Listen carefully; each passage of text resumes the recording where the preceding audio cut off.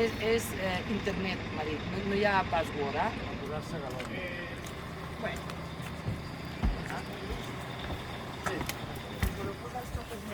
Estem a punt, anem en marxa.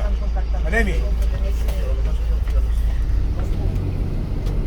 Doncs hem sortit que eren els vols de les 6 del matí i res, hem baixat, hem trobat neu a dalt al port de Valira i fins que no arribes a Tarrascó que no agafes l'autovia doncs ha sigut lent el trajecte, però bé, a partir de Tarrascó, com ja és tota autovia, doncs anem fent uns 80-90 km per hora i ara mateix estem entre Narbona i Besiers, és a dir, que devem portar uns 350 km de recorregut més o menys.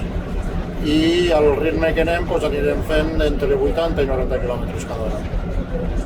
Bé, ja no fent.